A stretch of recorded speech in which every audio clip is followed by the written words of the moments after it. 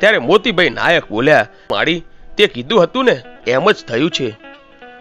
મારી કામરૂ દેશની વિદ્યા નિષ્ફળ ગઈ અને માં વિહત મેલડી તમારી જીત થઈ ગઈ. મને માફ કરી દો.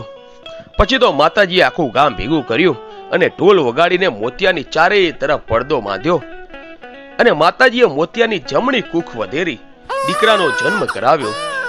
પછી મોતિયો બોલ્યો કે હે માં વિહત મેલડી, આ બે દીકરાનું હું શું કરું? ત્યારે માતાજી બોલ્યા કે હે મોતિયા, તારે આ દીકરા લેવાની જરૂર નથી. આ બે દીકરા વિહત મેલડી આપ્યા છે.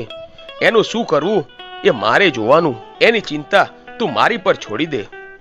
પછી માતાજીએ બે દીકરા દેવી પૂજકની બે કુંવારી દીકરીઓને બોલાવીને સોંપ્યા.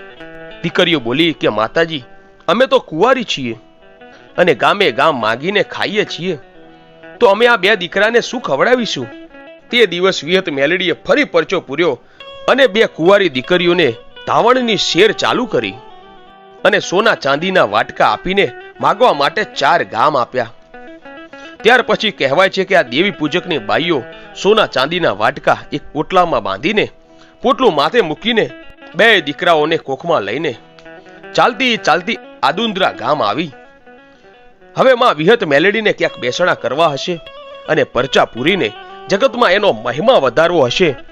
તે દિવસે વિહત મેલડી દીકરાઓની પાછળ પાછળ આવેલી અને દીકરીઓએ આદુંદ્રા ગામની પાદરે ઝાડની નીચે પોટલો મૂકીને ગામમાં માગવા નીકળી ગઈ અને ત્યાં જ માં વિહત મેલડી બેસી ગયા. હાલ પણ આદુંદ્રા ગામના લોકો માતાજીને પૂજે છે. પછી તો ત્યાંથી પોટલો લઈને દીકરીઓ દીઘડી ગામ આવી. ત્યાં પણ પોટલો એક ઝાડ નીચે મૂકીને ગામમાં માગવા જાય છે અને આ ગામમાં પણ માં વિહત મેલડીએ અમર બેસણા કર્યા. ત્યાંથી ચાલતી ચાલતી મોકાસણ ગામ આવી. ગામના પાદરે ઝાડની પોળમાં પોટલા મૂકીને ગામમાં માગવા જાય છે અને મોકાસણમાં પણ ઝાડની પોલમાં માં વિહત મેલડીએ બેસણા કર્યા. તો મિત્રો, આ હતો દેવસણા ગામના જીવણબાર રબારીના વિહત મેલડી માનો ઇતિહાસ.